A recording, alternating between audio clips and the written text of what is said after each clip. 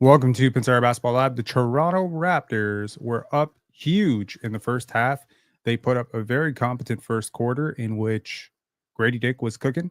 RJ Barrett was playing probably the 7 best minutes of defense I've seen in RJ Barrett's life. That is not cap. That is not an exaggeration. RJ Barrett had 3 blocks today.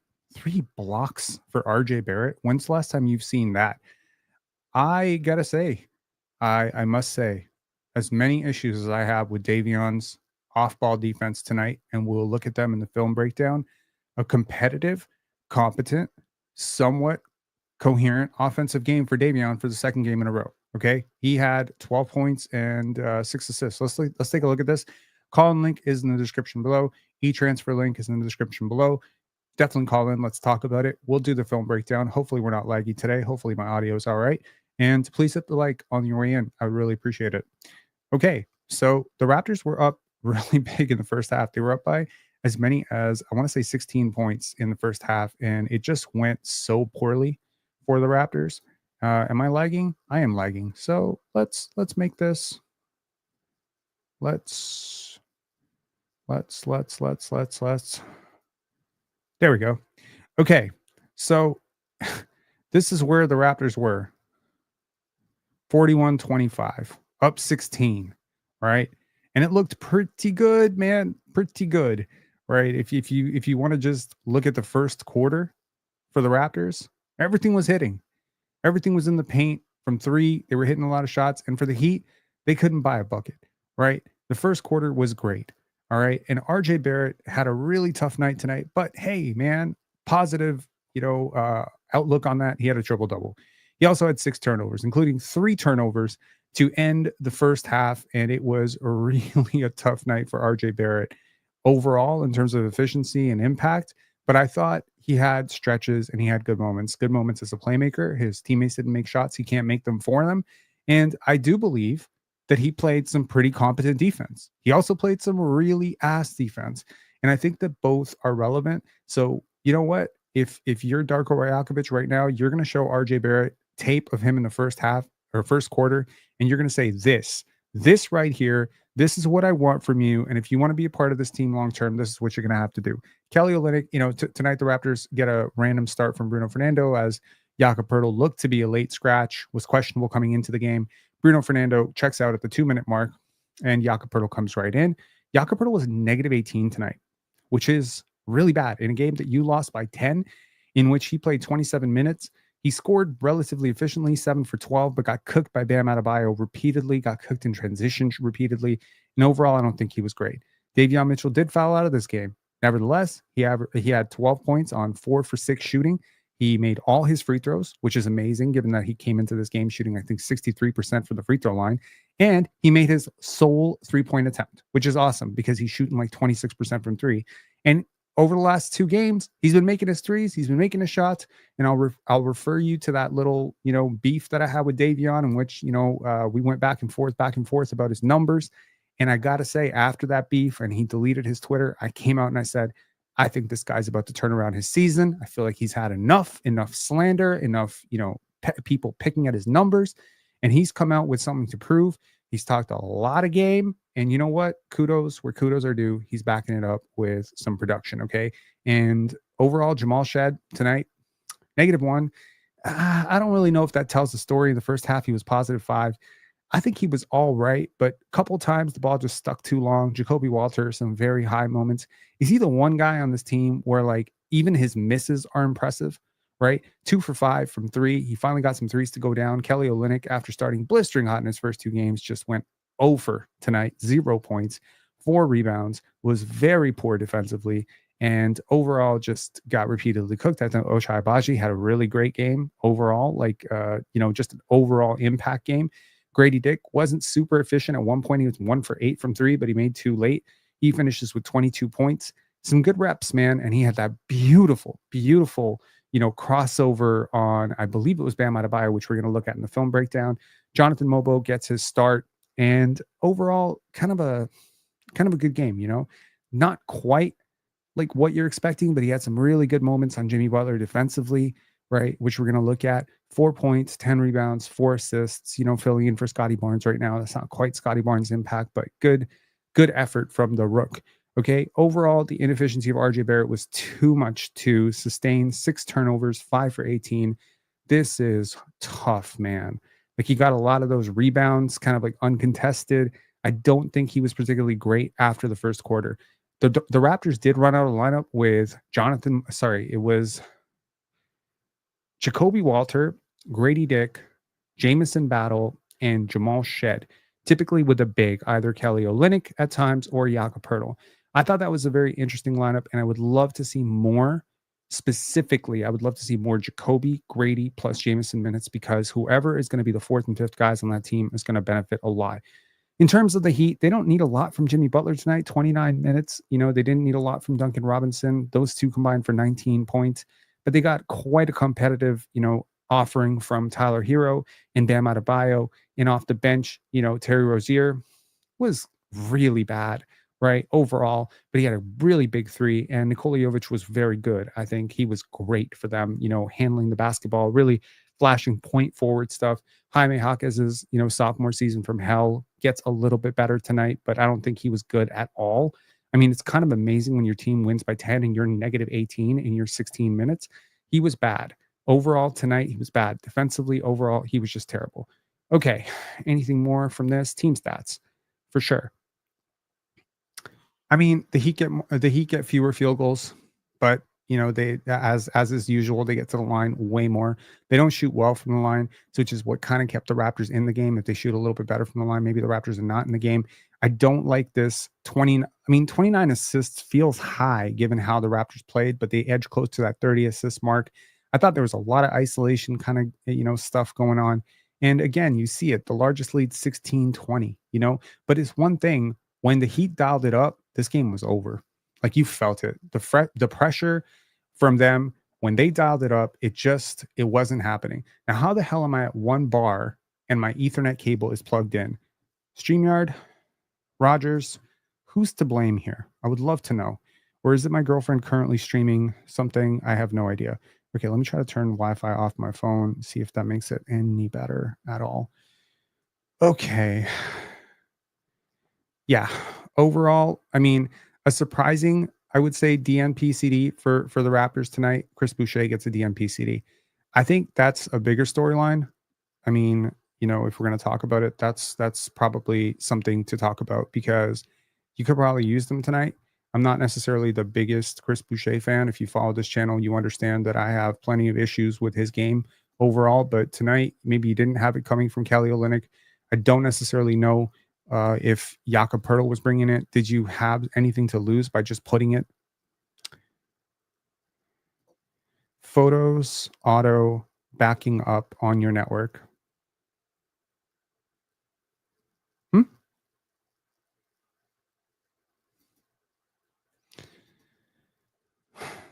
I think so. Jacoby is soaked. So many players out there look like they're giving 110%. So many players out there look like they giving 110%. Jacoby's so smooth when he gives 110%, looks effortless. I think he's awesome. Rob, do you think Boucher is getting traded soon? If there's an offer for him, he will be traded. If there's no offer for him, he will expire or he will come back on a minimum contract. I understand culturally, sentimentally, he probably means a lot to Raptor fans and to the Raptors in general, but he does not fit with what the Raptors do offensively right now. And defensively, I think he's just a little too inconsistent. The trades that I put together, the 5 trades, which I formed into a video, which we posted at 5 o'clock, and also as a post on X, have gotten quite a bit of backlash. Expected to get a lot of backlash. I hope what I illustrated with those trades is that it's not easy to find a Jakob trade partner or a Bruce Brown trade partner because these are not super tradable contracts, right? The $20 million contract is one of the hardest contracts in the league to trade right now. It's really your $40 million contracts and your, I want to say like $5 to $7 million contracts that are really easy to trade. So we shall see. Okay, let's take a look at some film. Look, there's some interesting film from tonight's game. I realize overall tonight's game was not interesting. I found myself bored to tears in the fourth quarter. as the Raptors just hoisted three after three after three. And I found myself wondering, like, what is this process? What are they trying to do? If you want a silver takeaway from tonight's game, the tank is on. The tank is so on, bro. There is no way that Matt Devlin is coming out on a broadcast saying, if you get a top 5 pick, it's going to be all okay, unless they've decided to tank. I'll tell you that Scottie injury has sent ripples throughout the organization. They know. They know. They're not stupid. Okay. They're not these these article people, or, these other people covering the Raptors where, like, maybe there's a chance that RJ Barrett can turn this around. Yo, the Raptors are not dumb, okay? Whether they talk about Davion Mitchell and RJ Barrett and Jakob Poeltl as if they are franchise saviors, or whether they talk about them like they are trade fodder, it's irrelevant. Everyone talks about their players like they're good until they're gone, okay? Unless, of course, you're the Toronto Raptors, in which case you shit on Scottie Barnes and you shit on Vince Carter and you shit on Andrea Bargnani. Our fan base is unique. However, the average media person right now is pushing for, I want to say, competitive basketball. They want to see competitive losses. They want to see certain wins. I've already told y'all, they don't have a long-term vision for the future. They don't. They've never had one.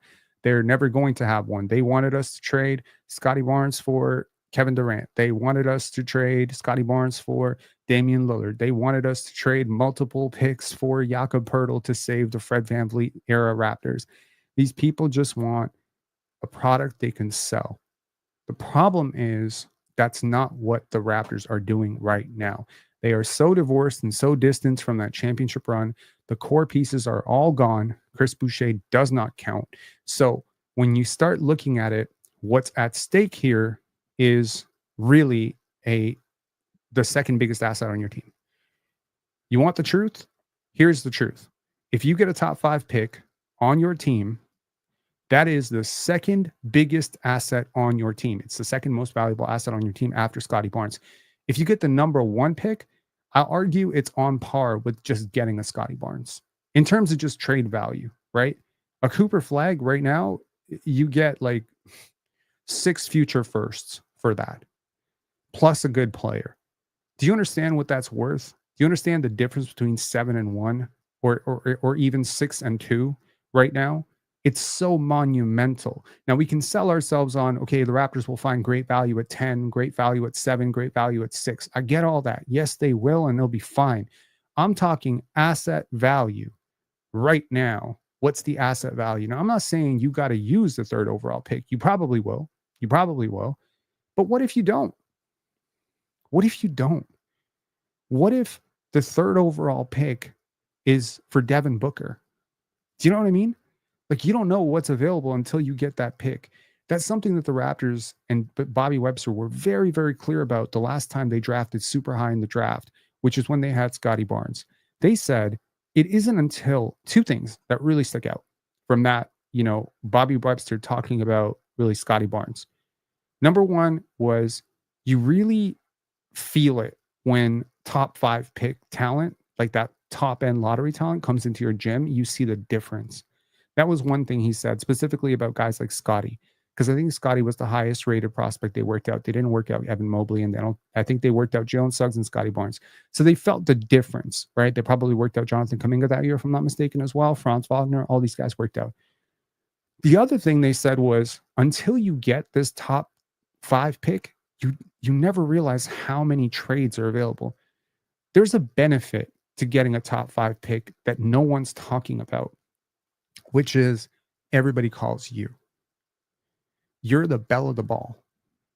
You're the person with potential, especially when you start floating it out there that they're open to trading it. Oh my God, you get so many offers. Okay, I'll give you an offer and just tell me if you would say no to this. Herb Jones plus Trey Murphy. Okay, Herb Jones plus Trey Murphy for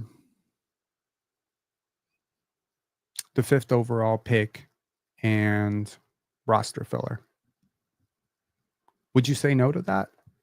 Do you understand what you would be getting? You would be getting 2 of the best wings in the league that are under 27. It would be transformative. But your 5th overall pick or 4th overall pick might be worth enough for the other team to be able to reset their entire program. And now they can move off of Zion Williamson and rebuild in peace. You know what I mean? Like, you don't know what's available until you get that asset. And that asset is so huge. And to milk it away, to piss it away for a couple wins right now, forget it, man. Forget it. You got to win on the road. This team has proven time and time and time again you can't win on the road. If you're a play-in team, if you're the 10th seed, you got to win on you got to win on the road two times just to make the playoffs. Then on top of that, you got to win 4 times on the road to get out of the first round. And you can't win once on the road in 2 months. You won once and you beat the New Orleans Pelicans. This is as clear an indication. Now, for the entire year so far, we've been kind of hedging our bets, right? We've been like, we'll have that conversation when it's ready to be had. We don't want to reap for the tank right now. We'll wait and see. Well, if we win this and we lose this, then this, that, fuck it. It's over. It's done. The Scottie Barnes injury is finito. Okay. This game is just hammering the coffin. And if you lose to Chicago, I'm sorry to say the wheels have completely fallen off. Now you're 7-18 going into that tonight. Now you're 7-19. You'll be 7-20 if you lose to Chicago. You'll be 7-21 if you lose to Brooklyn. You see how ugly this gets? And then you have a brutal schedule for the next month and a half. Like, the tank is gone. Like, this is gone. This is obvious. Okay. Not bearish at all. Don't care at all. I told y'all before the season started, win, lose, draw, I don't care. It doesn't matter. This season was always about development. This season was always about trying to find players to fit into this. It was about learning about who your players are. Tonight, for 8 minutes, you learned that RJ Barrett can play competent defense.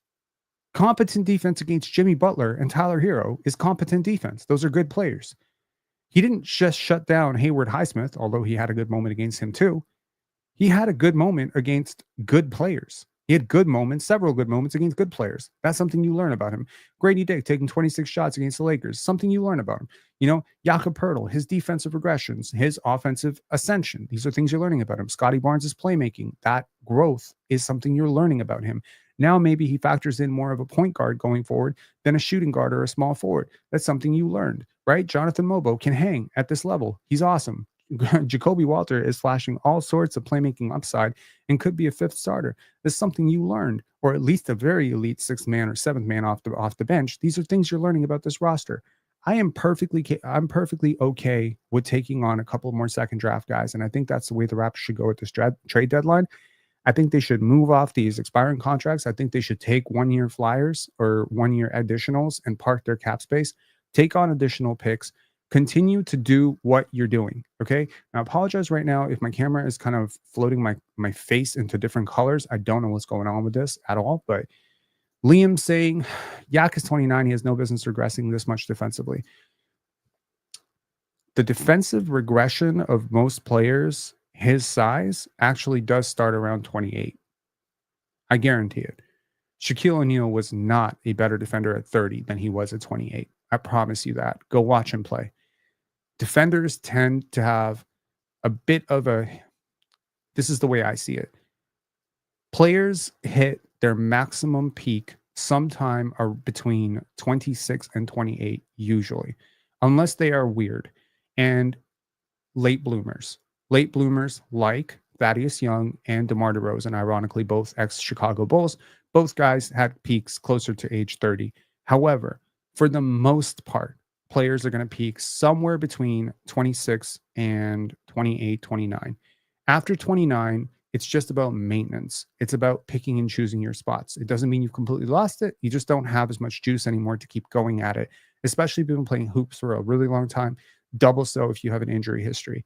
Okay. You take a guy like Kevin Durant, probably a much better defender at 28 than he was at 31, right? Somewhere in there, there's a fall off.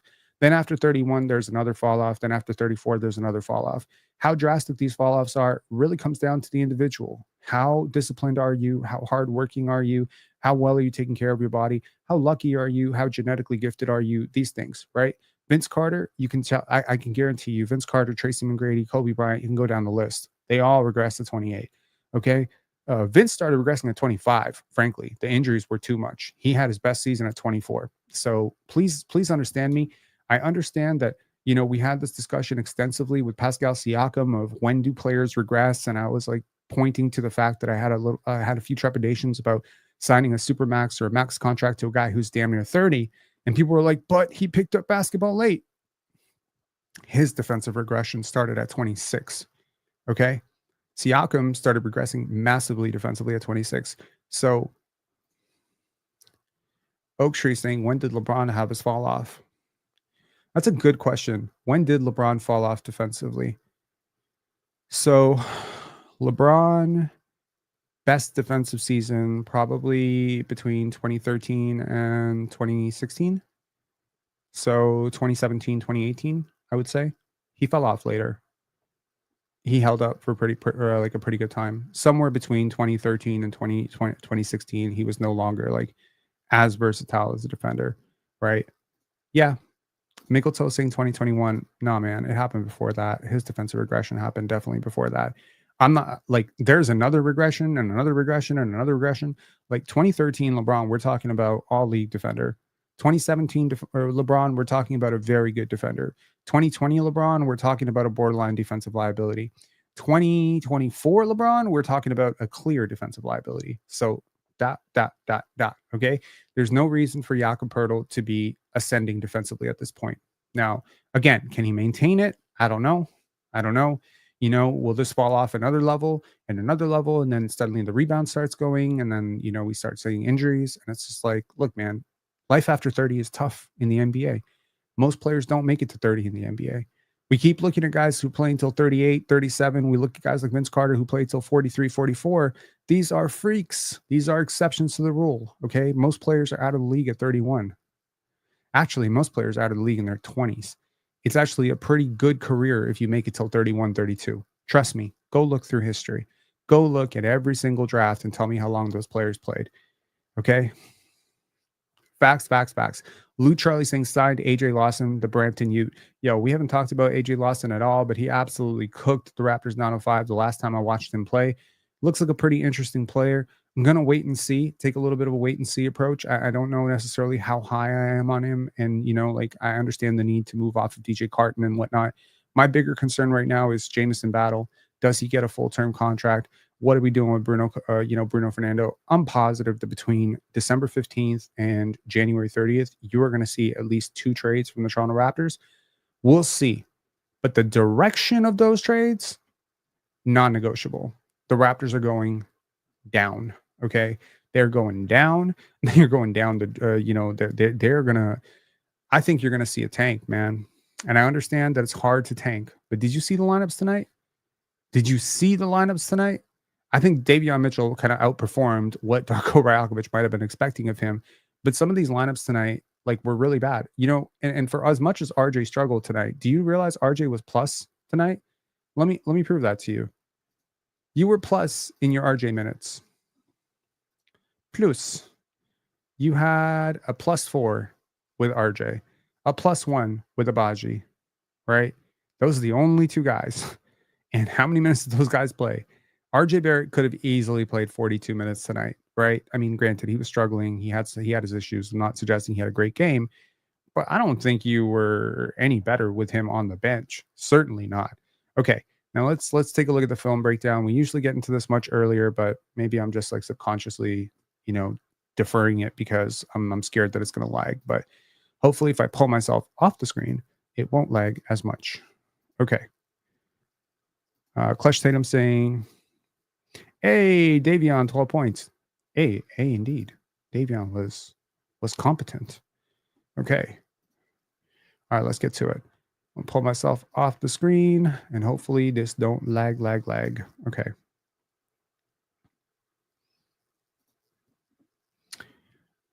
Okay. You think I'm lying about RJ Barrett actually playing defense, but he was actually pretty damn good tonight. Okay. Hang on 1 second. First of all, take a look at this closeout. Make this a little bit bigger.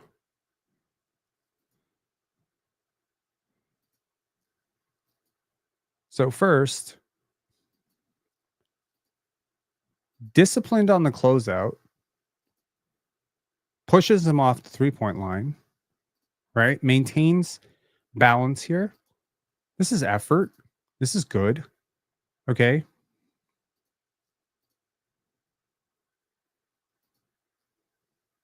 And watch RJ's hands. This is awesome. That's beautiful, man. When's the last time you've seen RJ Barrett have even two of those types of defensive plays?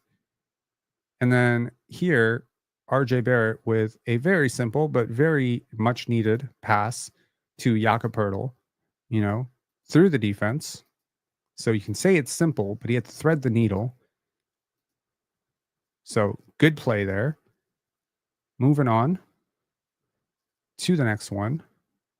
Now, this is not very good defense, but it's not on RJ Barrett. It is on Jakob Poeltl and RJ Barrett to communicate this. So RJ trying to slip around the screen. Jakob is a little too high. Grady is going to stay home on Duncan Robinson, which means I guess Jonathan Mobo's got to abandon the corner shooter and close this. This is just too hard and too easy, depending on how you want to look at it. And Bam Adebayo is just going to get a clean dunk. Okay. All right. Next one up. Is it too laggy? Let me know, guys, in the comment if it's a little too laggy. Okay.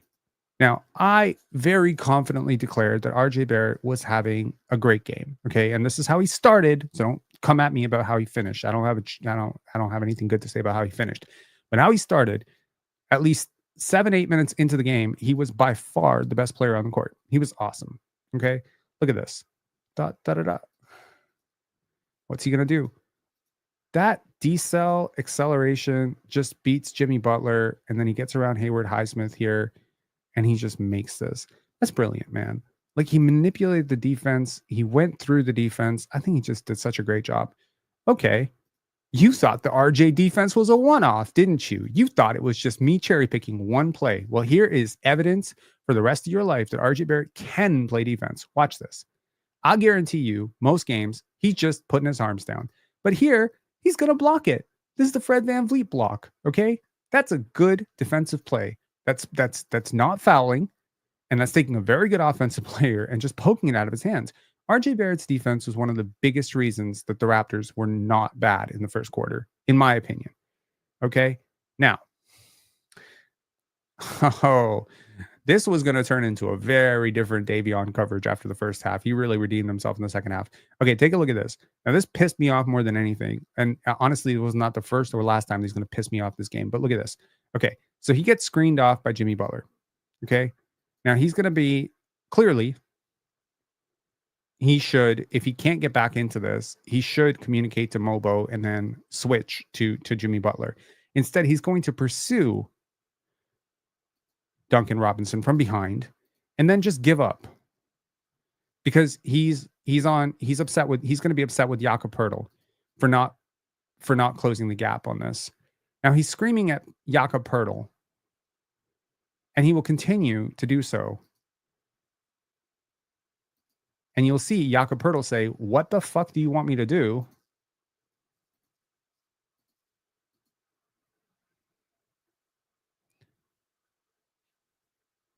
He will continue. He keeps talking to him like the entire way through. Now, we saw a lot of this with the older Raptors. I always will appreciate a player kind of quarterbacking the defense. I don't have a problem with it if a player makes a mistake, but don't do it so publicly. Okay, especially when you definitely played a part into that defensive breakdown. So the minute he did that, I was like, you know what? Let's focus on you a little bit. Okay.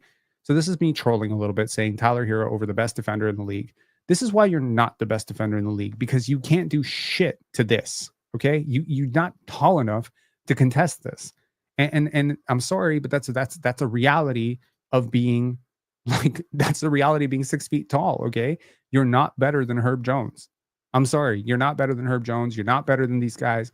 And you're never going to be. This is not me trying to be an asshole. This is me telling you reality check, like be good at what you are. Okay. And this is awesome. This is freaking awesome. I love this. This is a very good defender that Grady took off the bounce here. Manipulate, head fake. Oh boy. Now, crazy shot, but it goes in, so we celebrate it. If it airballs, we troll it. So makes and misses, man. Live with it. Okay. Now this, let's study a little bit more Davion Mitchell tape. So here, Davion Mitchell is seeing a screen.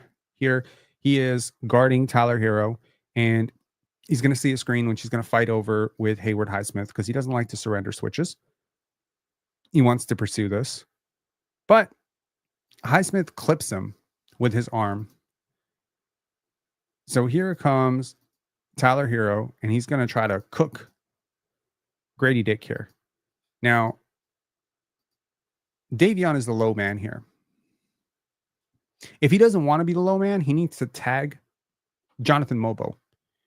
But he wants to do something here. What's he going to do?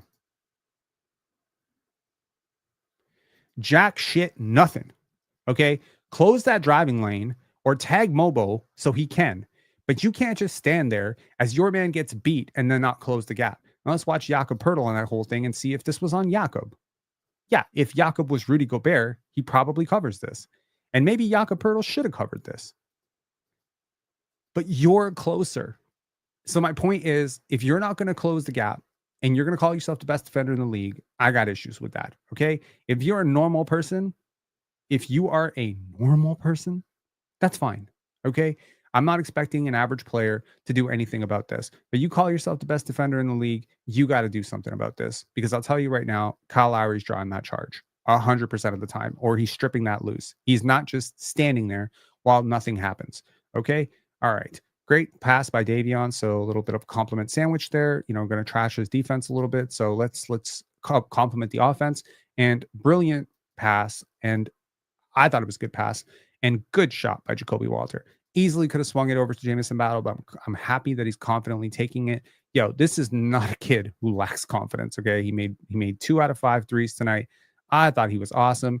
And speaking of the confidence, look at the shit talk. I love it. I love it. I love it. Cook that bum, man. Okay. All right. Oh, talk your shit. Please talk your shit, Jacoby Walter.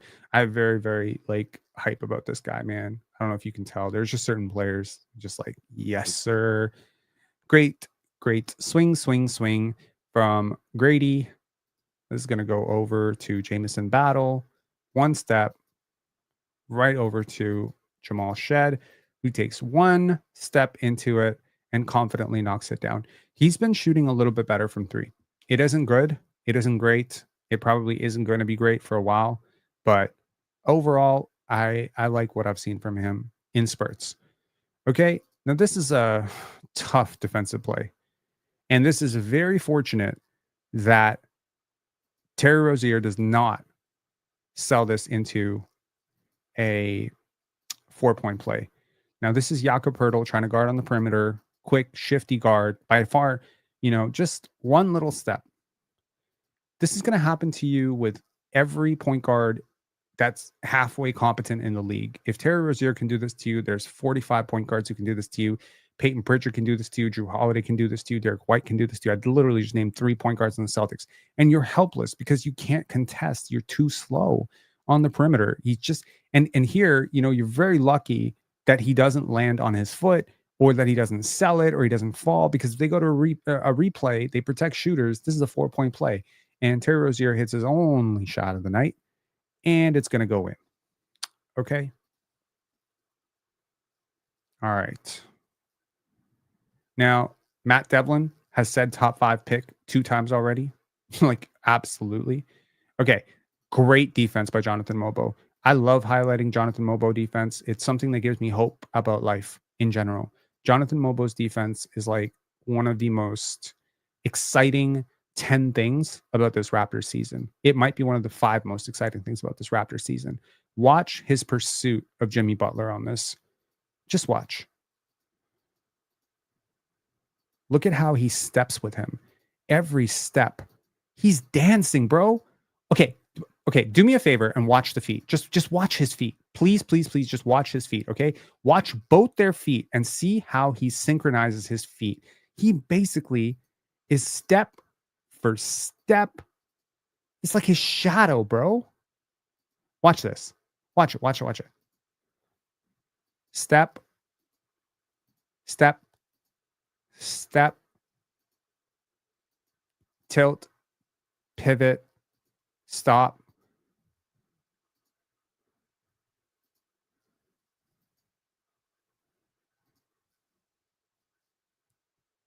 Gather, contest, don't fall for the pump fake, don't fall for the easy, stupid foul.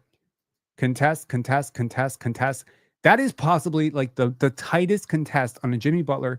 Yo, if I'm a rival GM thinking about giving up 10 first round picks for Jimmy Butler, or like 2 first round picks for Jimmy Butler, I'm watching this play and I am watching a rookie shut him down like he's a G League bum. Okay. No disrespect to Jimmy, respect the shit out of his game. But for real, Jonathan Mobo is one of the best defenders in the league. Yo, like I am sick and tired of watching this and watching the national media and maybe even the Raptors media not talking about it enough. How many players in the league do you know who can fucking do this? Like he did everything short of blocking this jump shot, and he did it in a very, very uncomfortable position against a very good player. Jeez. So good. So freaking good. Okay. Okay. I want y'all to tell me in the comment section, why is this play annoying? Watch all the players. This is a bad defensive play. Why is this annoying? Look at RJ Barrett. Just let me know, why is this annoying? Just help me understand if I'm crazy, okay? This is RJ Barrett pointing. Now, study this image. Freeze. Freeze. Freeze. Freeze. Oh, something bad's about to happen. I guess Jimmy Butler is not a bum who can score on an and one. And that's your game right there. That's like really one of the places where this game completely, RJ lost his man. You really think that's what happened? Let's study that again. This is not on RJ. How the fuck is that RJ's man? RJ's man is Hayward Highsmith right now. For all intents and purposes, you can see RJ is guarding Hayward Highsmith. Okay. The man, thank you. Also, thank you. But this, what the bloody hell? You are by far the closest. Look at where you are. Look at Davion. Where is Davion with Jimmy Butler? Y'all know that channel awful coaching. Can I just get angry right now? Because I guarantee you that Davion Mitchell is going to point at everybody else for this mistake, but this is on him 100%.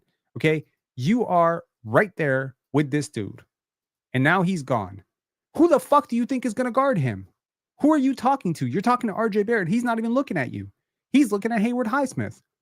Or that's not Hayward Highsmith. Sorry. Whoever the hell number 12 is. I forget his name. I apologize. But now it's like Kelly doesn't see this. Davion, you got to tag your man. You cannot be this lost. And right now, I guarantee you, he doesn't even see him. And now he's pointing to Jimmy Butler cutting behind him like someone, like, who do you want to guard him? Darko Rajakovic? That's it. Drew Smith. So RJ is looking at Drew Smith. Kelly Olynyk is thinking about his man, who is, I assume, Bam Adebayo? Or wait, where are we at?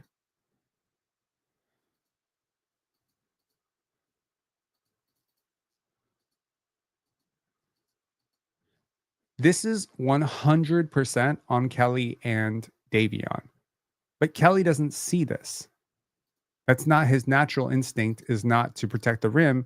And if he's cutting back door and you're 4 feet away from him, or fuck, you're not 4 feet away from him. You are literally 2 feet away from him, 3 feet away from him, 4 feet away from him, 5 feet away from him, 6 feet away from him, 7 feet away from him, 8, 9. And now you foul him. So that is just, it's so perplexing right now to me that who do you expect to cover? Look, help the helper, man. Sometimes you get lost, cross matches, transition. Sometimes you get disorganized. If you see that there's nobody back to help and you are the best defender in the league, I'm going to need you to do something about that. Okay. Now, here's another complete botch. And I really couldn't even tell you who this is on. It's somewhere between Davion and Ochai. You can pick and choose. Okay? You can pick and choose. So here, RJ is going to do his job on Jimmy Butler, which is to contain the dribble and to force him to make a pass. Now, watch Davion and Ochai in this entire play. Now, currently, there's a little bit of a load up on the weak side. Sorry, the strong side, where Jimmy Butler is taking RJ Barrett. They've cleared the other corner to create a little bit of a confusion. Davion Mitchell is effectively guarding nobody right now. He's like helping in this position, which means if these shooters space themselves out, he's going to have to recover to one of them. And that's what they're going to do here, which is Jovic is going to flash to the top. And the Raptors are going to get completely lost because Davion made a switch over to number 14 and Ochai did not read it. So here you're going to see Davion currently, if you think about it, because they kind of like hide the shooter behind the shooter sort of thing. It's almost like Ochai's guarding one and you get a little bit complacent because Jimmy Butler's got the ball. And then right now, Davion is in no man's land, right? He's sort of helping, I guess, the driving lane potentially. But now, if it's on Ochai to recover to Nikola Jovic, then it would be on Davion to go to the corner. Unfortunately, on this play, Ochai misreads it. Davion is pointing up to Jovic, so you can say that's on Ochai. Ochai gets confused. They both go to the same guy. Davion Mitchell is very upset. He's tried to like push Ochai into possession, and he once again he gave Ochai Abaji an earful after that, like, yo, what are you doing? So there's like a constant, it seems like, gassing up of this guy, Scottie Barnes, saying like he's first team all defense. He now thinks he is like the defensive player of the year. He thinks he's Marcus Smart now. So that's great. You know, it's good to have delusional confidence, but I'm sorry, like you're not that good. Like you're just not. Your defensive IQ is not that good. You're not a defensive quarterback. You're not Marcus Gasol. You're not Rudy Gobert. You're not Marcus Smart. You're not those guys. Okay. So play your fucking role and keep your NBA job. That's kind of where I'm at right now. Okay. Like that's just where I'm at. I'm not trying to be a hater. I'm just saying he had a pretty freaking good game. So this is not even me saying nothing bad. Like I'm going to compliment him a hell of a lot as we go through this film breakdown. But I'm trying to show you that when this guy says his off-ball defense is not a problem, it is a fucking problem. And it's a bigger problem that he says it's not a problem. Okay, RJ Barrett. I was complimenting RJ Barrett a lot for his defense in the first quarter. His defense in the second quarter, third quarter, fourth quarter was abysmal. And this is example one of probably 20. Okay, this I'll save you the trouble. This goes in. Okay, the painful trouble of watching a shot from their best player. Okay, Ochai Abaji with the play of the night. You know, dunking on Jakob Poeltl. Yo, what is this Raptor on Raptor crime going on here, man? Here, Bam Adebayo pushes Jakob Poeltl into the way, and Ochai Abaji ends up dunking on his own teammate, who, by the way, was questionable in this game with back spasms. Ouch. Okay. RJ Barrett was very upset after this play. Did he have a right to complain? He picks up a technical foul, clearly frustrated. Is this a foul? I don't know. The broadcasters say this is a foul, but is it a foul? He goes to his left hand. Hand is part of the basketball, just for NBA terms. If hand is part of the basketball, was there some contact below the belt? Is there some contact on the legs? Possibly, you know, but you got to sell it a little bit more. RJ is a free throw merchant. He should know this, you know, but, you know, on the road, sometimes you're not going to get this call, especially when you haven't been really playing with a lot of force. You're not having necessarily a good night. And yeah, he ends up getting really upset. He ends up picking up a technical foul, kind of, you know, screams at the referee here. And, you know, tough. Okay. This play, you know, fouling is a part of defense. It's like the antithesis of defense. Fouling is what happens when defense breaks down. And fouling, when you're in the bonus like this, is tough. Now, on the one hand, you give credit to credit, where Davion hustles for the basketball, which is very good. And, there's a whole bunch of dominoes that have fallen down on the Raptors. There's also a Heat player who's on the court right now. Technical foul, by the way. And that dude just snuck on. Like, what is this dude doing? Bro, who the fuck is this? Yo, who the fuck? Can I know who the hell this is? Who just decided to step onto an NBA court for no fucking reason? Can y'all see it, right? I'm not losing my mind. Watch this blonde dude just step onto the court. 1, 2 step, 3 step, and then just steps right back. What is he doing? Bro, I can't stop looking at this. Look at the Heat bench, bro. What do you mean where? I don't think that's an assistant coach. I think that's a ball boy. I'm pretty sure that's a ball boy. Anyways, didn't need this foul from Davion Mitchell. Didn't need ball boy or / assistant coach to be on the court, but whatever, all dangerous. Okay. Barrett Spoelstra is indeed coaching circles around Darko Rajakovic. That is assuming that Darko Rajakovic wanted to win this game, which is highly questionable. Here, look at this beautiful offense, man. I got to tell you. Here, Love is going to set the screen. Opens up the paint. Kelly Olynyk is not a rim protector. If you want to lose basketball games, play Kelly Olynyk at center. Please play Kelly Olynyk at center. Now, we were questioning how it would look with Kelly and Mobo. And so far, mixed results.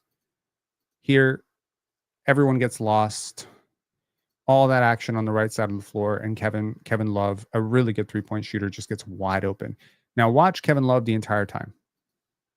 Just watch Kevin Love. Okay. He sets this screen on Jonathan Mobo, which would force Kelly naturally to switch over to Jimmy Butler. Mobo goes to Kelly. Jimmy Butler, like a genius, is going to go away from where he wants to throw the pass. Throws the pass, and that's just perfect. Drew Smith with the pass to... It's just perfect. They lull you to sleep, man. That's exactly it. Off ball. Yep. Okay. So much for RJ Barrett being a good defender.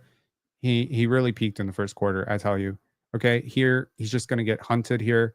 He's trying, but unlike in the first half where, at least there was some sort of effort, here he's just kind of doing lip service, right? Just kind of like putting his arms up. Look, man, the guy's bigger than you. You're gonna have to win position before that. Nobody cares that you're 6'5", 6'6", and the other guy's 6'8". Doesn't matter that he's one of the best offensive rebounders of all time. It doesn't matter that you're severely outmatched, and it certainly doesn't matter that you're down. You got to fight more than this, okay? And this is just abysmal. This, I think, was just, this is crazy bad. Okay, here, RJ Barrett is thinking that Jimmy Butler is going to go for the screen here. And again, you got to be kidding me. Like, this is insanity. How do you get beat like this? Jesus Christ. And then Jacoby Walter jumps.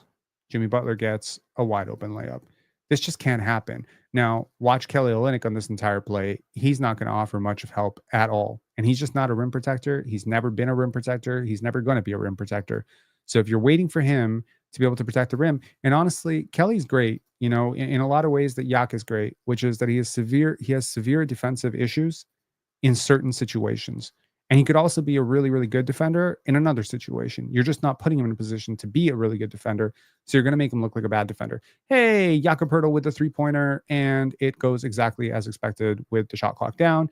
Kudos to Jakob for taking it. I always admire players who take tough shots in order to, just get a shot. It's not going to be good for your percentages to take half-court heaves, but I always admire players who take it. If ever I want to see a player that I want on my team, I'll always take the center who takes those, the end of clock possession 3 hoists. Like, you never know when one of them is going to go in, but just burning the clock, or my most egregious is those people that let the clock expire and then take the shot after the clock so it doesn't hurt their percentages. Fuck that. Okay, here, Davion Mitchell is going to cook Terry Rozier. Here we go. One goes the other foot like Michael Jordan, man. It's great shit. Okay, Davion Mitchell with a really competent offensive game tonight.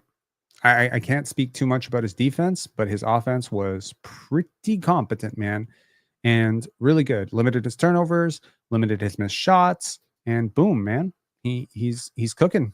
He's cooking with gas. All right, so that's what I got for you today. Pensar Basketball is growing on X. If you're not following us on X, what are you waiting for, man? Do it. Do it. Do it. Do it. It's free. Okay. All right. Do we have any callers today? Do we have any super chats? No. Okay, cool. So overall, what does this mean for the Toronto Raptors? It means the same thing it meant before, man. I think it means that you're tanking. Why does the commentator call everyone on our team Davion Mitchell, Shed, Ochai? I don't understand this. Are you suggesting that Alvin Williams or Matt Devlin are calling everyone Ochai? Sorry, calling everyone. Rob, you got to watch the Jimmy High Roller Jokic video. Cool. You missed the Jacoby shot. I'm sure I missed some stuff for sure. Yeah, I got to tell you, like in the second half, I was very loosely like clipping because I didn't feel like it was worth a hell of a lot, and I was just so. I'm gonna be careful when I say this. I did not like the Raptors' effort in the second half. I just didn't. I absolutely hated the way they played. I didn't like it, and like you're gonna get into a really awkward time of the season right now. It is going to be really awkward, and I hate to tell you this, but every single player on this team knows they're professional basketball players. They have agents, they have friends, they know other players around the league. They're hearing the rumors that everybody else is. I'm going to tell you something. If I'm smart enough to figure out things, these players have figured it out a long time ago. There are going to be some trades that are coming. Everybody understands when the team is not doing well and the record is not good, that the team will look to get younger, the team will look to sell off, the team will be a buyer or a seller in trade deadline, which means players could be thinking about where am I going to be playing next month? And suddenly you start to get into the sort of destructive elements of the NBA business, right? Which is, hey, everything's kumbaya. We hung out all summer. We were really tight knit team, et cetera. But now the reality of the losses is hitting. This was 4 straight losses. You could be looking at 5 straight in a few days, against Chicago at home. Granted, you could also win in Chicago. At some point, though, the morale, I'm not saying it will die, but it will lessen. The Raptors have enthusiastically kept themselves in games that their talent had no business being in this year. I think a lot of people incorrectly assumed that that meant the Raptors had a lot more talent than they actually have. Okay. I don't think that RJ Barrett is a better player than Zach LaVine. I just don't. As an offensive player, I don't. But he's playing much better than Zach LaVine. I'll tell you that much. Right. I don't necessarily think that Grady Dick or, a lot of these players, I don't think they're that good. I mean, they'll get better. They'll certainly have their progression, but they've played so far above their heads. They've dialed it up defensively. They've been such tryhards. And at some point, you do run out of steam.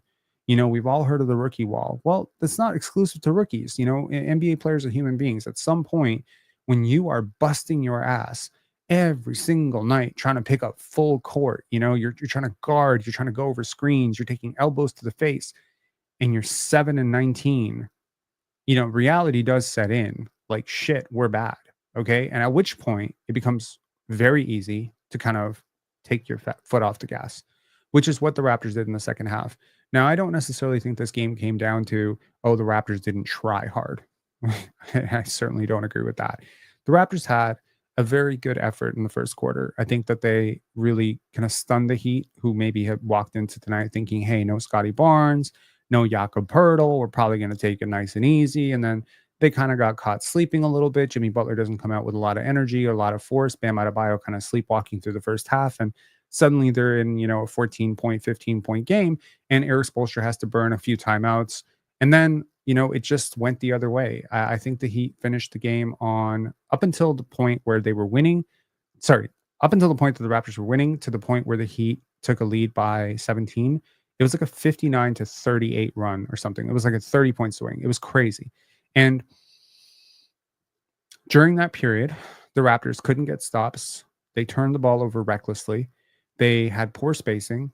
They had poor execution. They had poor body language tonight. Actually, I will say this. There was quite a few finger pointing at others, and some frustration boiling over. And I think this is just a team that is going to have to go through a very, very awkward stretch over the next couple of weeks until some of these roster issues get settled out. Then when you hit the second half of the season, which is probably around the 41 to 44 game mark, maybe after the trade deadline, once everyone is settled in of, hey, these are the guys who are going to be here. These are the guys who are not going to be here. This is what the contract situation is looking at. Now you can just play the young guys. You can blissfully lose these games. And you and I and all of us collectively will be licking our chops in May at the draft lottery. Hey, man, it's December. You know how far May is? It's 5 fucking months. Can you be patient for 5 months? 5 months. I need you to be patient for 5 months. And at the other end of this could be, I don't know, a franchise changing center, a franchise level point guard, a franchise level defender. I don't know, man.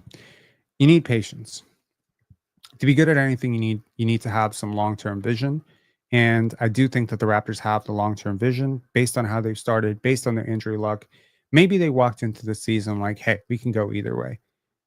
Maybe the first Scottie Barnes injury, they were like, okay, we're getting close to pressing the eject button. And then the Emmanuel Quickley injury, and they were like, okay, I don't know about this one. It's getting really close. Like it's like a meter, and it can't hit 100. It can't hit 100. So they're just like at 90, 92, 93.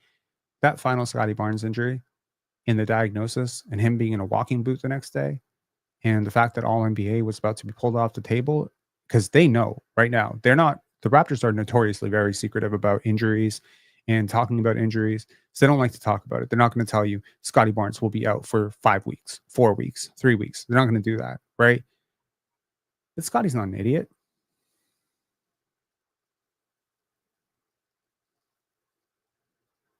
He's not an idiot. He's not stupid. He understands. Scottie's also very, very selfless, which means he wants what's good for the Raptors. He likes to play with great players. This is the same guy who left NSU school and went to Montverde.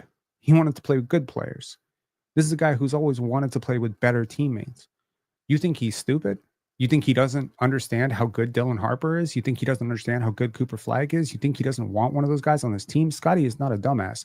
Scottie understands that this team, like he could say Davion first team all defense all he wants, which caught me a little off guard, but actually not really. He can say Freddie All-Star. He can say Emmanuel Quickley's my point guard. He can say all these things, but Scottie is like a basketball savant, bro.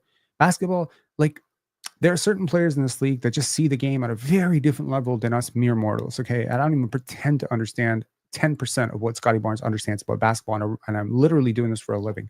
Okay, Scottie Barnes is like, there's certain players. Scottie is one of them. Luka, Shai, Jokic, Kyle Lowry, LeBron. There's some special minds in the NBA. You know what I mean? Like some really special minds that just see the game at a very different level. They see talent. They see, offensive process, defensive process, all these things. Why am I lagging so hard, bro? I don't understand this. Okay, hang on. Put myself back on. Maybe I'll be better. Okay.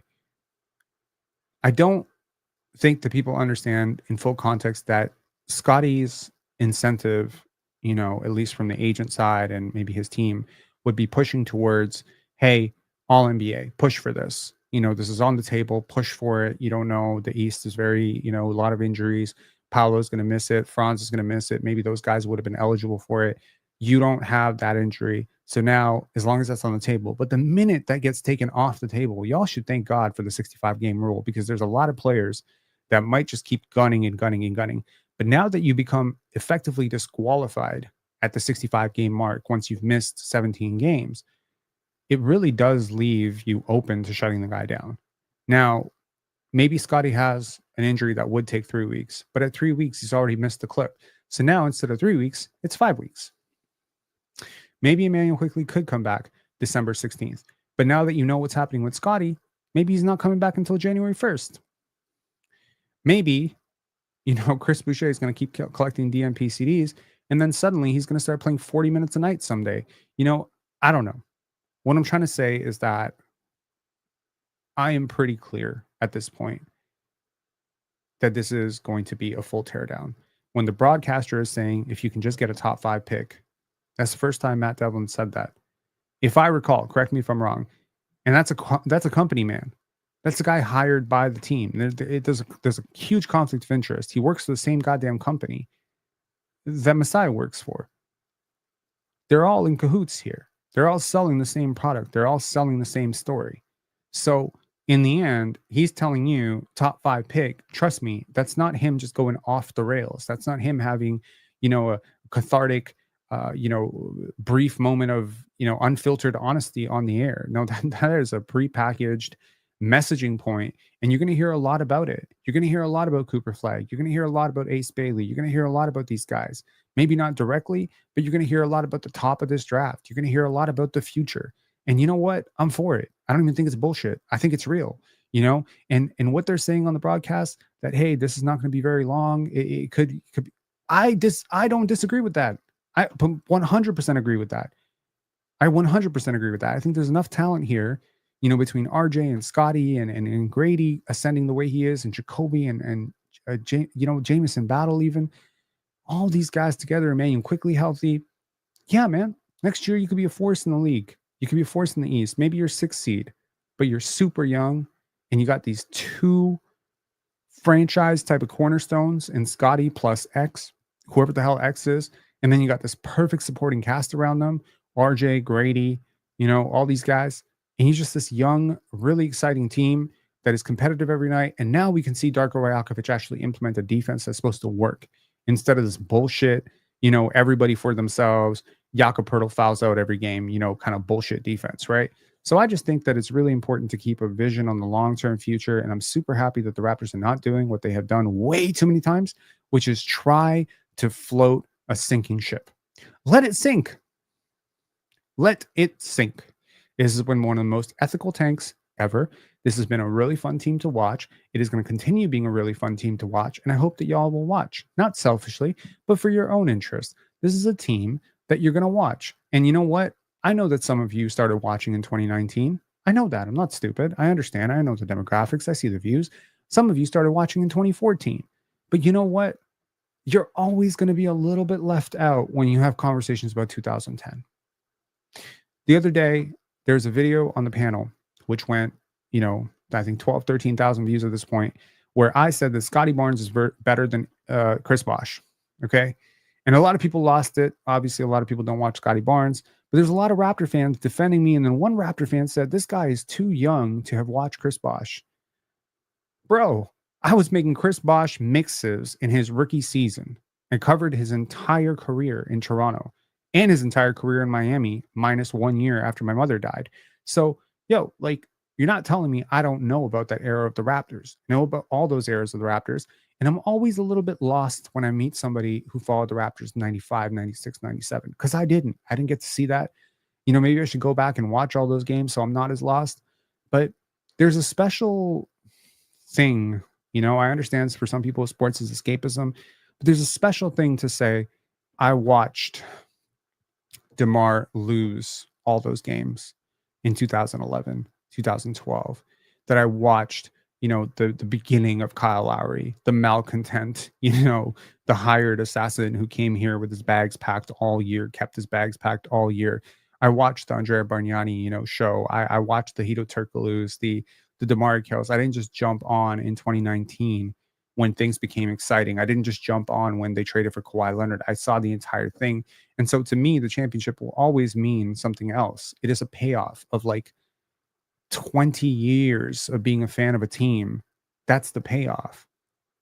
So you can fake it. You can certainly fake it. You can act like you were there the whole time. But I'll say, and I'm not even trying to preach some sort of weird omerta to a particular sports franchise. I'm not that regressive in my mentality. I'm just saying there's something very beautiful to follow a team when they're struggling and trying to break through, and then to still be following them when they finally break through. You know what I mean? Like, I'm not a bandwagoner. I'm not somebody who like tries to like get on the hype train after the hype train's already left the station. I try to be early on people. I try to be early. I tried to be early on Eve Misi. I tried to be early on Dyson Daniels. There's a lot of players that have been very early on, and I'm enjoying their success more. And I feel like a bigger part of their success because I believed in them early. And so, there's something very beautiful about watching the rookie seasons of Jacoby Walter, watching the second year ascension of a Grady Dick, watching this superstar jump of Scottie Barnes, whether you agree or disagree, whether he's jumping into superstar tiers. I'm telling you, honestly, the other day we had this entire conversation about Shai Gilgeous-Alexander, and the same stuff that I really liked about Shai in his fourth, fifth year, which is just his vision for the game, how he crafted the game, how he saw the game in his mind. This is the same stuff that endears me so much to Scottie. So I have no doubt that the Raptors have found their franchise cornerstone. And I have no doubt that he can be a number one on a playoff team. I have no doubt that the pieces around him and the architects around this team are good. And I have no doubt that the coaches of this team really understand how to develop talent. What I hoped coming into this season, secretly, privately, was that the Raptors would do the right thing. I've always been hoping and praying that this season would be a tank. Okay. But I can't say it out loud because I don't want to be that. I don't want to be a part of the tank for flag. Tank for flag is this team is busting its ass because the busting of the ass is very important. Pause. Okay. Like, it's very important that this team believe they go out and win. It's very important to have these experiences where you're up 12, 13 going into the fourth quarter and then you lose it. It's very important to be up 6, to the Denver Nuggets and then blow it in overtime. These are important, and you can't get there if you're just getting blown up by 40 every night. And it's hard to go out there and fight when your entire fan base is tank. So it was very important for me to responsibly kind of weigh out my own secret hopes that this team would tear it down at the trade deadline, trade away certain players, get some more young assets. So I always wanted to shut down that conversation. But at this point, I feel we can let it go. We can just let it be. The writing is on the wall. You're not a good team without Scottie Barnes at all. Your defense falls off a cliff. Your offense is way too over leveraged. RJ becomes way too ganged up on. You don't have enough depth. Even this is with Davion Mitchell playing well above his head over the last 2 games, and you still keep losing. If he doesn't play like this, you're probably losing by 25. So really, like, at this point, you're like maxing it out.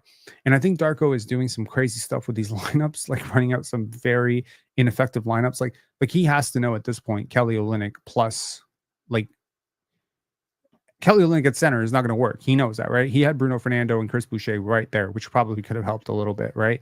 I'm not saying it would have swung the outcome of this game, but you could have tried more. But you're not trying more because I know what you're doing. Okay? So, yeah, there we go. I want them to win. Losing is depressing. Paradise Lost. Come on, man. Come on. You gotta see the long-term vision. I realize that most people live their lives like literally paycheck to paycheck and one beer at a time, right? But I'm trying to tell you, it's much better to own the brewery than it is to buy a can of beer every single day. This is the most profound thing I've ever said. No, it's the stupidest thing I've ever said. What I'm trying to say, quite frankly, is that there is a longer term vision. And while it was very depressing to be an OKC fan, I'm sure 3 years ago, 4 years ago, look at the fruits now. Look at the fruits. Look at what Cason Wallace and Chet Holmgren and all these guys have become for them. Like, look at what Shai and Jalen Williams have become for them, right? And they are a real title favorite. And that's what I want for the Raptors. I want the Raptors to be a title favorite. I want Scottie to be an MVP favorite. I want, multiple guys on this team to be in the all-star buzz every single year. And in order for that to happen, talent needs to be developed, but also needs to be acquired. Assets need to be developed, but they also need to be acquired. Trades need to be made, but they need to be won. Okay, there's a lot of good shit that has to happen for the Raptors between now and this time next year. But I believe that this is, look, the Toronto Raptors have had several franchise players throughout their history. They had Vince. I don't know how I feel about how they built around him, and certainly Tracy McGrady leaving for Orlando was tough. They had Chris Bosh. who I do not believe at all was a franchise number one, no matter what his numbers tell you. I basically put him in the same level as a Sean Marion at his absolute apex.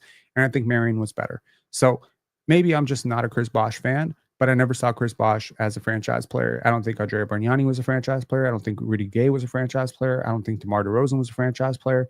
I think you've just built around very imperfect equations for a very long time. You had a great player in Kyle Lowry, but I don't know if he was in playoff number one. And then you get a playoff number one really for the first time since Vince Carter, which is Kawhi Leonard. And you go and win a championship, and then you don't have him anymore. And then you tried this thing with Pascal Siakam, who I again didn't think was a playoff number one. So it's so rare to get one of these guys. It's so rare to find a Giannis Antetokounmpo or Kawhi Leonard. You know what I mean? Like, these are the guys you dream for. I think you have that guy in Scottie Barnes. I really do. I know some people don't agree with me, and that's perfectly fine. We'll learn to live together and be perfectly fine in harmony. What I'm saying is you have that guy. So now your only obligation right now is to supplement that for the next 6 years and pray that he stays healthy and that he does not, sustain any, career derailing injuries over that period of time. But you have a great system, a great coach, great infrastructure, great city, great fan base overall, great fan base, right? Some people notwithstanding, great fan base. I had to touch my face for that one because I don't even fucking believe it. Sometimes I think Raptor fans are trash, but I think a lot of Raptor fans are really good. And I think our fan base is getting smarter and better by the day. So I do believe that there is some hope here. And then on top of that, you have like this, again, incredible management team and coaching staff that are going to be able to surround him with that type of talent. And he's 23.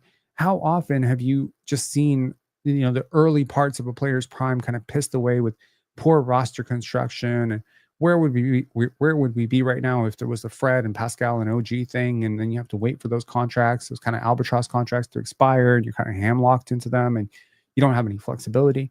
Well, now you have positive pick equity for the first time ever. You have positive young players on your team, like, that are really worth developing and actually very good and are growing every single day. Whereas talks about Jacoby Walter and Jonathan Mobo potentially being starters at some point, and they were the 19th and 31st picks in this year's draft. There's talks about Ulrich being, like a very underrated gem, and he was the 57th overall pick. There's potential about, guys like potentially Davion Mitchell sticking around long term. I don't know if he plays like tonight, he might just carve himself out long term on this team, at which point I'm in a lot of trouble. But hey, like, whatever. If the Raptors get a good backup point guard, that's cool between him and Jamal Shed. And so you have Ochai Agbaji, you have all these positive pieces that are just blossoming. And what you need is just one more. You need that one more. And then you put it all together. You put the Emmanuel Quickly back in place. You make one or two smart trades. You use your mid-level exception. Maybe if you're really, really feeling it at the trade deadline next year, you part out that Indiana pick and you go for a win now move. And now you're right there. You're like a 47, 48 win team, and you're super young, and you got the next 5 years to figure out whether or not you're going to get through OKC, Dallas, San Antonio, Cleveland, Boston. Now you start. And at that point, maybe it's going to be an Emmanuel Quickly plus future firsts pick that's going to get you the final piece. Maybe Emmanuel Quickly becomes the final piece. Maybe next year's draft pick becomes the final piece. Maybe next year's draft pick is used to acquire the final piece. I really don't know. But what I know is that history tends to repeat itself. And to learn about the future, sometimes you have to study the past, and the Raptors have done this before. The Raptors have parsed out many young players. They've parted out Terrence Ross plus first round pick for, pieces that fit better, like a Serge Ibaka. They find, they scavenge, they continue to acquire, they continue to develop. The 905 is finally, looking like it's in competent hands, and hopefully it will continue to ascend. I think the Raptors are in a great place. There's no reason to be sad about losses right now. I hope none of you will be sad about a single loss. I also don't necessarily think that it's all that useful to be actively, like, loudly cheering for losses at this point. You know what I mean? Like, I certainly don't want to be coming out and saying, like, I want the Raptors to lose. That sounds very stupid and strange. And I'm just kind of like letting it in this community towards the end of these lives and just letting y'all know it's not a bad thing that the Raptors are losing right now at all. Okay? Not a bad thing at all. Okay. A super chat. How much more would you say we need to truly contend in the playoffs? Is it just one more cornerstone to pair with Scottie, or more than that required? It's certainly more than that. But what I'm going to do is I'm going to do two things. Number one, There's a Jacoby Walter film breakdown coming tomorrow. That's definitely going to be dope and fire. And I am so excited about this kid. Like his work inside the arc is so impressive. I can't wait to just break it down in a 3-4 minute clip and a video and just kind of show y'all like slowing it down, like how impressive some of the stuff he's doing. Because he's really reminding me of some of my favorite shooting guards of all time. And it's been a revelation for me. That's the first thing. Second thing is my girlfriend got me a hat it was for my birthday. It was a Raptors hat. And it was because on the panel, I always wear the same Puma hat. Now I'm a minimalist. I don't know. Some of y'all know me a little bit off the air. You know that I'm one of those people that does not believe in owning a lot of things. Okay, like I'm someone who believes in owning like 4 hoodies, 2 jeans, like 10 pairs of socks. I'm not someone who believes in excess, excess, excess. So to me, owning one hat is sufficient. I wash it every 3-4 weeks. I'm good. It's good for a month. I don't know how often you're supposed to wash hats, but I don't sweat that much, so I'm cool. You know, she decides to get me a hat because every time I'm on the panel, there's this one lunatic who's always like, same frigging Puma hat, blah blah blah blah blah. I guess it's unfashionable to only have one baseball cap that you like. So she got me a second one, which was a Raptors one. I had to return it, and instead I got NBA 2K25. So now with NBA 2K25, I can do the same thing that I did last year, which is I can rebuild the Raptors as I see it, draft, go forward a year, and then post it as a video. I will do that for y'all on Sunday. So I want to do that on Sunday, partially because it's my mom's. What is it? My mom died in 2008. It is 2024. So it is her 16-year death anniversary.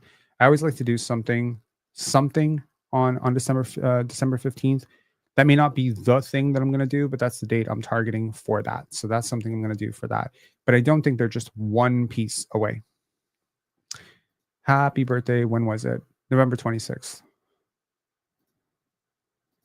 Josh D. RJ sold my parlay. I'm going to stop cheering for this team. I don't care. Okay.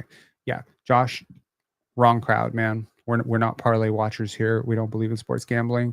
We don't believe in sports betting. And if you want my take on sports betting, go to the last post game live and listen to like the last 20 minutes. Yeah. Do you think the Raptors will eventually part ways with Barrett? It just seems like we are watching the ceiling and he is still young. I don't know. I really liked what I saw from him in the first quarter. I've really liked his playmaking ascension. I think it's been encouraging as hell to witness that growth. He is still 24. By all notions, he's a very, very hard worker. I have no idea, at this point, what the long-term future of RJ Barrett is here. What I do know is that he's worth a hell of a lot more today than he was 12 months ago. So, yeah.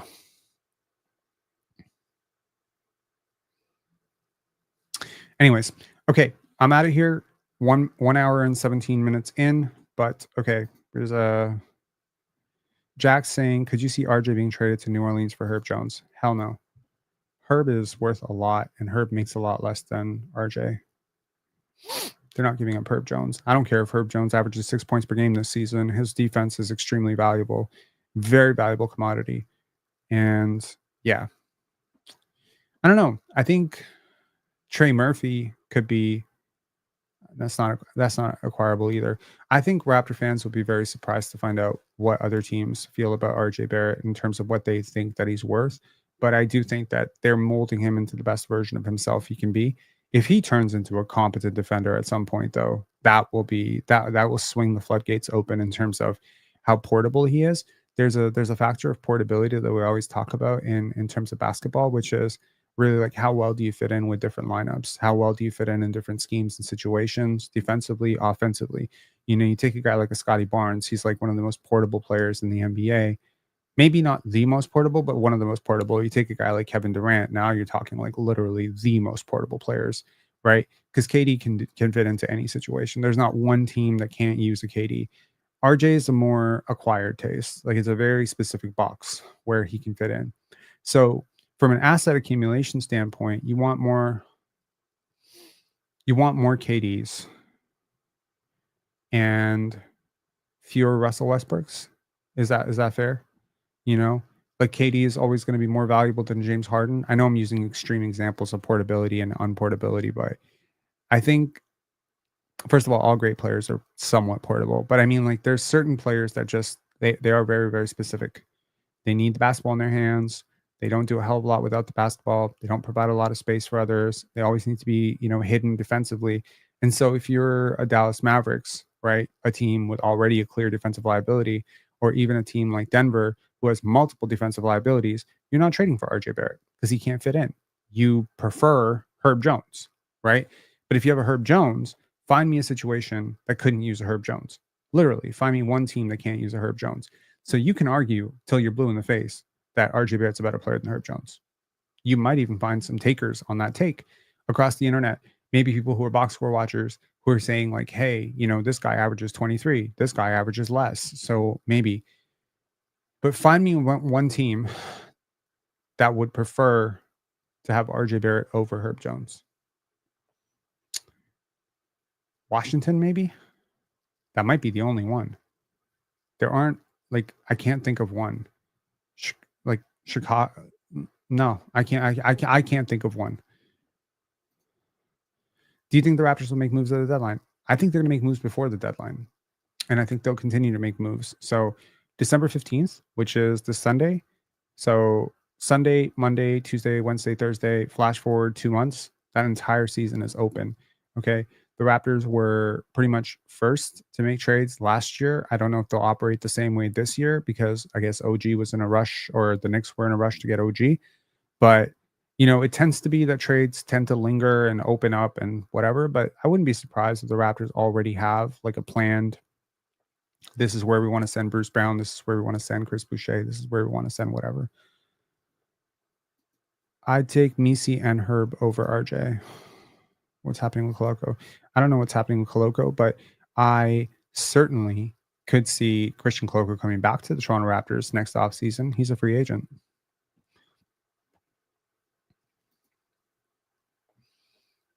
If we land Harper, I think RJ or IQ is gone. I wouldn't be too sure about that. Penn, have you decided on making some videos on a donation basis? Sure.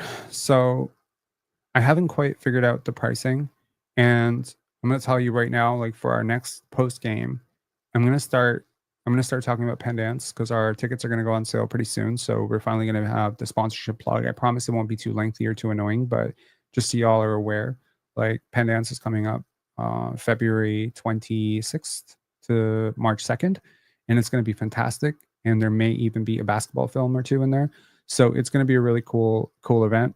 And I can't wait. Our team is awesome this year. So we're going to be talking a little bit more about that. And we will definitely figure out the donation for content thing. Because again, a lot of people have sent significant e-transfers. Some people have sent significant super chats. I would love to create a system where you can actually get something for it like they do on Patreon. So, for instance, I want to know about Jacoby Walters defense. Like I want you to do a video on Jacoby Walters defense. So now you effectively would pay, I don't know, $75, $100. Give me a number that seems reasonable to you guys. And then I would make that video. So I would take the 3-4 hours to make that video, and it would just be like, it would be perfect because it would be like, this channel is for you largely, So yeah, you'd be getting content that you would want. Now, naturally, if somebody says, hey, I want a video on, I don't know, Garrett Temple's college career, that's going to be really, really tough, right? So we need to figure out a way to make this so that there's some sort of tiered system of like, yeah, I have no idea how other content creators do it. I need to look this up. I need to figure this out. Hey, I need a film breakdown of Cooper Flag stat and how he fits next to Scottie Barnes. Okay, boom. We can do that. That's a great video, right? But then I need a video about how Zion Williamson fits into the Raptors. Now I got to make a video about something that I completely don't believe in, and now I'm kind of shot. So now I'm like, do I reject this? Would I reject that super chat or like that e-transfer? Do you know what I mean? Like we get into a very strange place. So I think maybe we can end up in a situation where we do the video content, and then if I am against your video, I just return your e-transfer. Like maybe that's what it is. Deshane Waves. I want to have a convo about your post about Jakob. Cool. Call in.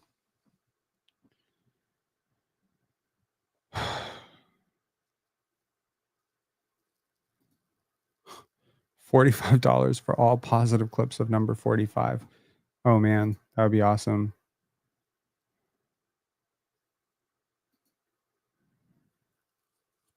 Would you trade Jakob for a stretch big and RJ for Trey Murphy? Well, all stretch bigs are not created equal, so I would love to know which stretch big you're talking about. Would I trade RJ Barrett for Trey Murphy? Yeah, I would trade him for Trey Murphy in a heartbeat, but I don't think the New Orleans Pelicans are stupid. It also is completely not surprising to me at all that the three best, okay, now this is highly subjective, three of the four best front offices in the league right now, personal ranking, don't take this with too much of a grain of salt. I think the Boston Celtics are probably up there as well. Okay, three of the five best front offices right now are as follows: OKC Thunder, Boston Celtics, those are two. They're not tanking. But Utah, New Orleans, and Toronto are. I really rate the New Orleans Pelicans front office. I love David Griffin. I love their entire staff. I actually know some people over there. I really like them. Okay. And I have been in cahoots with them the entire time. I don't know if in cahoots is the right word. I've been aligned with them on their draft philosophy literally the entire way through. Every time I like someone, they've liked someone. Dyson, Herb, freaking Trey Murphy, uh, Jordan Hawkins, Eve Nisi. Like every time I like a player, they always pick them. And I'm coming to the terms with the fact that they're just really good, right? They have this Zion issue, but that's like one issue, right? So I think they're a really good front office. The DeJounte Murray trade has not worked out well, but they haven't had a center. They're very, in a weird place. But they didn't sign they didn't sign Jonas Valanciunas, and I respect that idea. So overall, three of the smartest five front offices are tanking because they understand what's at stake here. Daniel James saying Pelicans just got robbed by the Hawks. I agree with you. The Hawks are really trending up there as a really good front office as well. I agree with that though. I want to say, like, as much kudos as I give to David Griffin, I did not agree with the move to trade Dyson Daniels for DeJounte Murray. Although I love DeJounte and I understand why they did it. It's just, Dyson is so good, right? So, yeah.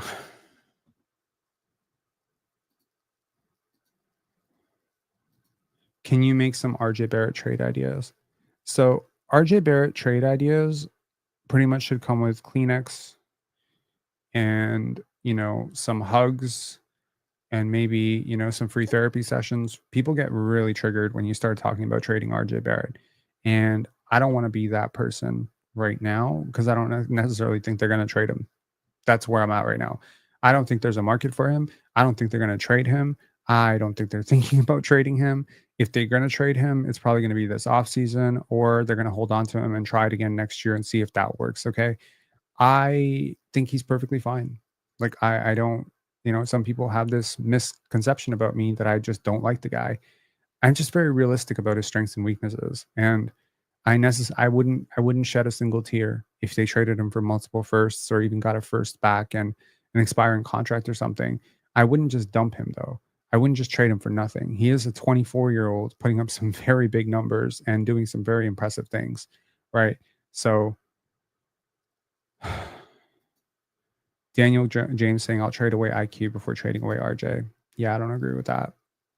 I understand some people have some very bearish takes on Emmanuel Quickly, but I think you just have to. I think you're gonna have to be a little bit more patient with Emmanuel Quickly. Like, I think his overall impact on winning will be better than RJ Barrett's. But I could see a world in which you think that they are comparable. I just can't see a world in which you think RJ is significantly better. That to me is like, I don't know. I can't get on board with that. What's your top, or it's 2025 draft? We did a video I want to say a week and a half ago.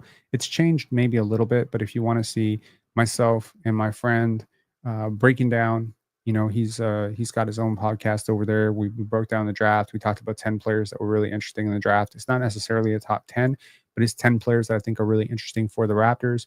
which includes Kaman Malawach, which included, Cooper Flegg and Ace Bailey and Dylan Harper and Nolan Traore, like a lot of the main, top 6, top 7 guys sprinkled in with guys like Colin Murray Boyles,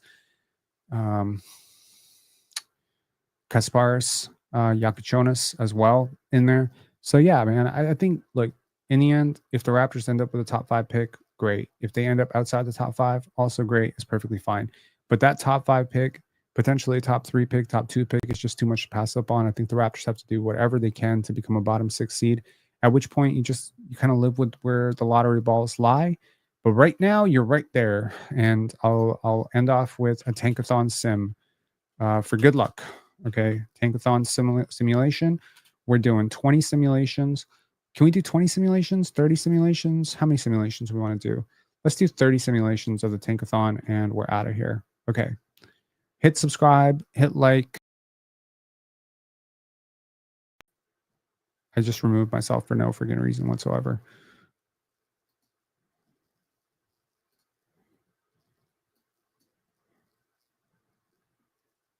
Do I think Cooper will be a superstar? Sure. Sure. I think he'll be a defensive superstar. Okay. I think he'll be a two-way star, man. I think he does a lot of really good things offensively too. I don't want to make him like an all defense guy. Okay. 3, 2, 1, and go. Third pick. Third pick. Sixth pick. Fuck. Seventh pick. Oh no. Sixth pick. Sixth pick. Fourth pick. Third pick. Sixth pick. Yo, this is rigged. Sixth pick. No, I promise it's not rigged. Yay! We win the draft. It's hard, man. It's really hard. Fourth. First again. Nice. Lost 4 straight. Love it. Can we out-tank this team, the New Orleans Pelicans, who have consistently lost again tonight, I believe, to the Kings? Even though they have Trey Murphy back, even though they have Herb Jones back, they continue to lose. Okay. Bam. 3 times. 3 times. I have been always a really big fan of his. Yeah. Okay. I'm out of here. Sorry about the camera kind of turning me blue and red all the time. Not sure about what the hell that's happening, but sure I'll figure it out. Peace out, Raptor fans. It's a good time to be alive. It's a good time to be a Raptor fan. I'm certainly glad the Raptors didn't add some meaningless random last win tonight, and I hope they keep it up, man. I really do. I mean, I'm not rooting against a win. I'm never going to come out here and be like, I can't believe they won this game. Trust me, I'm never going to do that. I promise I'll try not to do that. Maybe if I do that and I have to break this promise, it's going to be like, I don't know, the 82nd game of the season, and they're like tied for the second worst odds, and then they freaking break the tie with like some meaningless win against Charlotte. Then I'm going to get fucking pissed. But other than that, I'm never going to be rooting actively or verbally against winning. But I want y'all to know, like the 240 of you that are in here and the thousands of you that'll watch this afterwards, from my heart, I genuinely want this team to get a blue chip prospect. All right. Peace. We're on the same page. Thank you, Noble Venom, for your super chat. Very much appreciate you as always. I'll talk to you all later. Enjoy your night. Don't let this one get you down. It's good. The Raptors are good. You're going to be enjoying a fantastic team for like the next 10 years. What's 5 months? Peace.